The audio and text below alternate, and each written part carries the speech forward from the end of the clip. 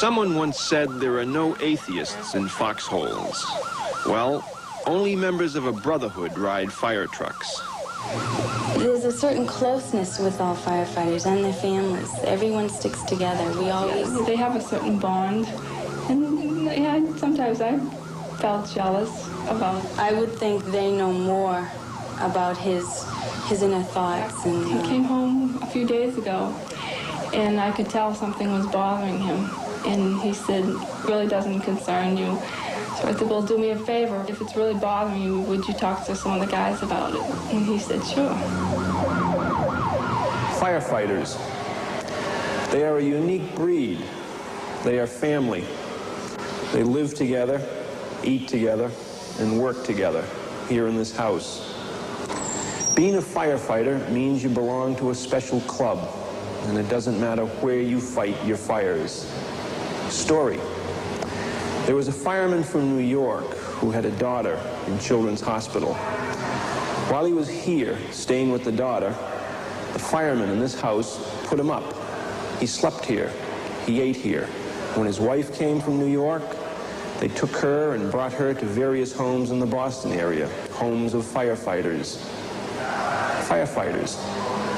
They are family.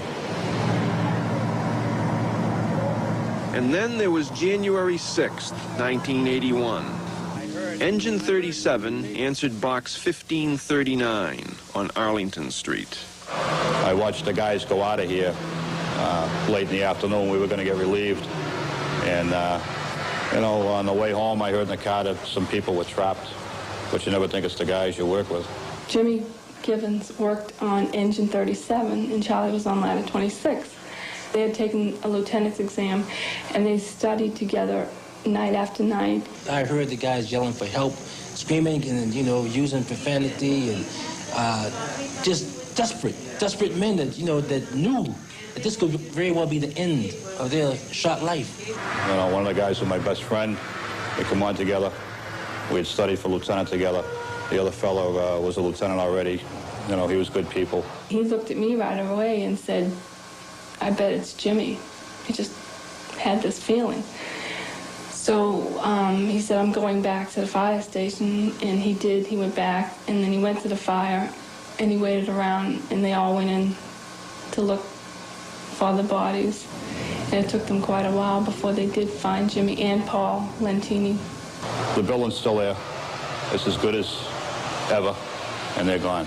He never talked about it much afterwards. And that's when he did tell me, after that happened, that he was going to be more careful. You have to be careful. Any of these buildings can be replaced. None of us can. Because I know it could have been me, could have been my children, you know, that lost their dad. Paul Lentini was 33 years old. He had 2 kids.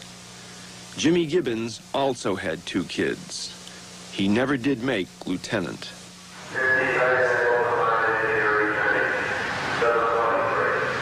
The day shift is over. Group 4 had 7 calls. Their night shift begins in 24 hours. The alarm sounds and help is needed. Group 4 responds next on Chronicle here on A&E. Respond, but not necessarily to fight an actual fire. Sometimes backup duty is needed, sometimes relief work at the scene. The duty may be light, the fire small, but the danger is neither.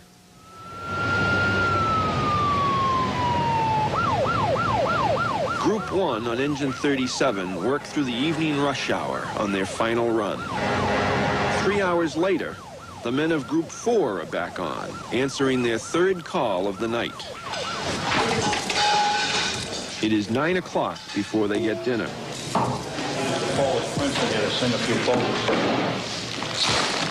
It's still early. We have another close to 8 hours left in the tour. And anything can happen between now and 8 in the morning. 5294 North Singer Market Street, receiving calls for a building in the rest of the Dunkin' Dollars. Get on. They're receiving calls. North Singer Market for a building fire. Copy, Lovin'. The fire is on North Beacon in Brighton. The Huntington trucks will cover the Brighton station as backup. Since Proposition 2.5, the city lost 20 fire companies. Now, Each fire is a chess game, shifting men and trucks around the city as a company is committed. Group 4 waits in the truck bays at Brighton Station. They can hear the responding companies chatter on the radio. You never know what's going to happen. You can be from bored stiff to really scared. Back on Huntington Avenue, their own house is quiet. Tommy Keneally, who is blind, sits near the phone at the patrol desk. He is an ex-firefighter who spent quite a few years fighting fires at the Navy Yard. Likes to visit the house once in a while.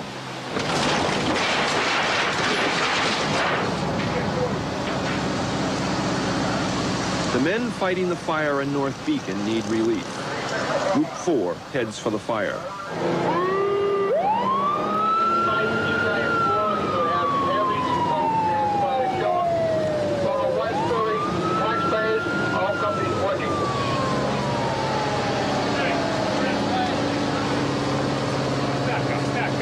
I call it organized confusion when you first look at a fire. Looks like a bunch of madmen running around. Right up here, if it's smaller than there. Okay. Charlie Mitchell and Ladder 26 are inside. This is where the fire was in the back here. This is the ceiling that has to come down. Yeah, up in the roof area, there was some false fronts on the building. They had to be torn apart and looked at for concealed fire. There are no small fires. Each one carries the possibility of injury. This firefighter inhaled smoke tonight. He spent some of himself. You did all right. Hey, we try hard. Were you up on the roof? No, we were inside. Yeah? Pulling ceilings. You ever get used to the taste of the smoke when you go in those places? It stays with you for a while, too. Well, at least it didn't hit Dunkin' Donuts. Gotta save the coffee. Gotta save the coffee. How you doing? Not bad. Behaving yourself? There are the memories of other nights. I worked a year ago on another group. We went over the project. 10-cent fires over there. They're going into like pizza ovens, and they were screaming the kids in the back room or the second room. And we crawled by the room that was on fire, not realizing that to them the second room was actually the first room. And unfortunately, we didn't get to them in time.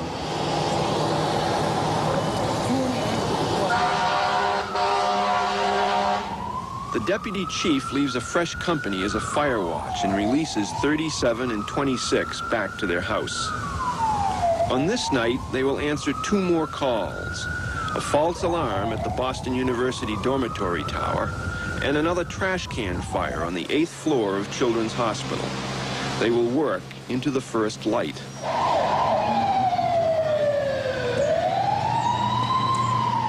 It's a tough job, Mike, but made even tougher for urban firefighters. Some of the conditions they encounter, sometimes they themselves come under attack when they go to help out. Yeah, physically, they come under attack at times. You know, that's why they have the protective shields over the tiller man at the end. That's why most firemen wear their fire hats now, no matter whether they're on the truck or off the truck. You can get hurt going to a fire. People drive crazily alongside fire engines. People don't stop at intersections. It is a tough job. It's one of those jobs that, you know, looks a bit easier from the outside than it is, but again, it's a job that, you know, you just never know what's going to happen to you when that bell rings. Mike, one of the things that's always fascinated me, though, was that there's never any problem getting people to work at the most dangerous firehouses in any city. There are always people willing to volunteer. Why is that? Well, you know, it's probably pretty much the same way as it is with any job. If it's busy, the job goes quicker. It seems more interesting. You know, you'd rather be busy during the day or during the night rather than sit around. That's a long night. One of the myths about firefighters is it's a fairly easy job, and that's because people sometimes see them sitting out in front of the firehouse or playing checkers on a summer's night or whatever. Well, don't you remember growing up? I mean, you'd be growing up, you'd ride by the fire station, see the firefighters sitting on the bench, you'd say, hey, Dad, I want to be a firefighter when I grow up. You know, you can flip baseball cards or play checkers. But they have stuff to do around the firehouse in their off time. So you have to keep those engines clean, keep the firehouse clean. Most fire stations you go into are very, very clean, and they happen to be great cooks, too. And the reality of it is, with all those myths, I mean, there are a few people there, Mike, I guess, at 3 o'clock in the morning when it's 30 below zero and someone's trying to make a rescue, right?